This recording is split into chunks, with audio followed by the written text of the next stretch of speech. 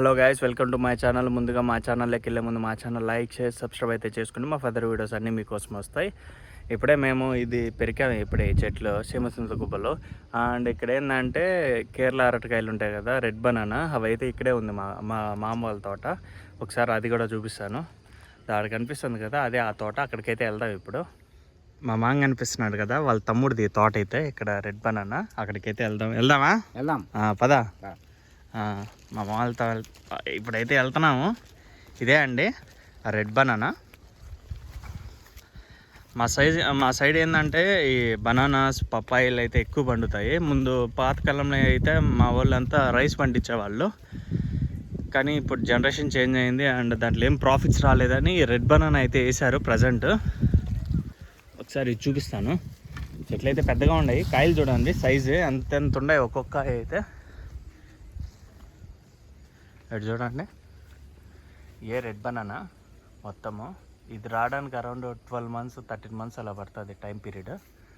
And చూడండి గెల, and ఒక్కొక్క గెల అయితే అరౌండ్ 12 to 15 kgs అయితే వస్తుంది.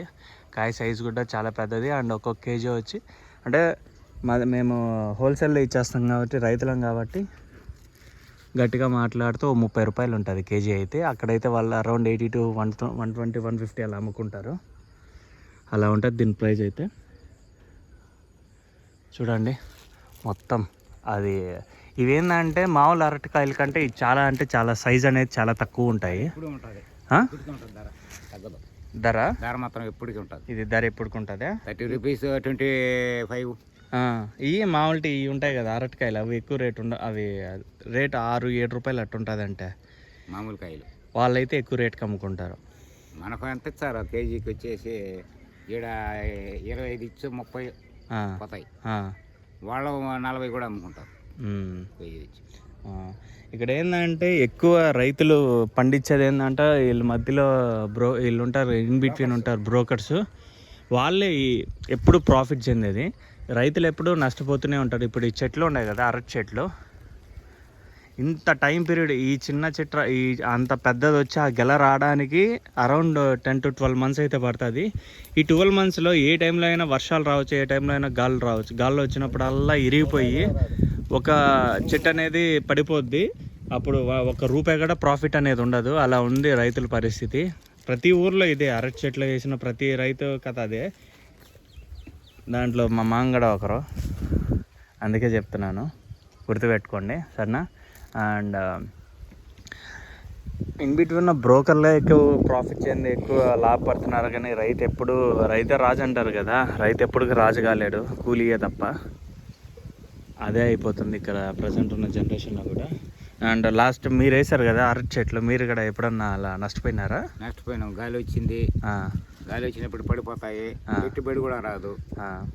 వడ్డీలకి తెచ్చి పెడతాం పెట్టుబడి, అది మళ్ళీ తీర్చాలంటే మళ్ళీ అప్పు చేయాల. మన రైతులకి చాలా కష్టంగా ఉండదు మాకు. చూశారు కదా, రైతులు ఎప్పుడు కష్టపడుతూనే ఉన్నారు. పైకి ఏదన్నా ఫలితం దక్కదు, ఫలితం అయితే దక్కట్లేదంట. అంటే అంటారు కదా రైతు ఎప్పుడు రాజు అది ఇదని. రైతు ఎప్పుడు రాజు అనేది కావట్లేదు. అండ్ ఏంటంటే అప్పు చేసి మళ్ళీ పొలం చేస్తే అది రాకుండా మళ్ళీ అప్పు చేయాల్సిన పరిస్థితి అయితే వస్తుంది. అండ్ పెట్టిన పెట్టుబడికి ఇప్పుడు గల్లలు ఉండే కదా, ఈ మామూలుగా అయితే బయట అరౌండ్ 100 రూపీస్ అలా అమ్ముతారు. కానీ ఇక్కడ వీళ్ళ దగ్గర ఏంటంటే 25 రూపీస్, అంటే వాళ్ళకి మార్జిన్ 75 రూపీస్ అలా ఉంది కదా. అలా వెళ్ళిపోతుంది. 100 రూపాయలు ఖర్చు అవుతుంది, 75 రూపాయలు కడతారు. చూసారు కదా, అంటారు కదా ఎందుకురా రైతులకు పిల్లలు ఇవ్వట్లేదు అది ఇదని. ఇదే మెయిన్ రీజను. కష్టపడతారే కానీ ఫలితం రావట్లేదు. ఏసీ రూమ్లో కూర్చొని సంపాదించి ఏదో ఒళ్ళు నొప్పులు అవి ఇవి తెచ్చుకున్న వాళ్ళకైతే శాలరీలు ఎక్కువ, కష్టపడే వాళ్ళకి ఎప్పుడు తక్కువే.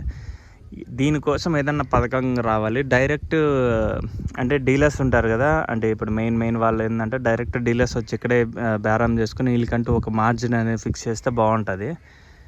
ఇప్పుడు ప్రతి ఒక్క ఎంప్లాయీకి ఏంటంటే ఇంత శాలరీ అని ఇస్తారు కదా, అలానే ఒక రైతుకు కూడా ఈ గెలలకి ఇంత అనే రేట్ అనేది ఫిక్స్ చేశారంటే వాళ్ళకనే ప్రాఫిట్స్ అనేటివి ఉంటాయి.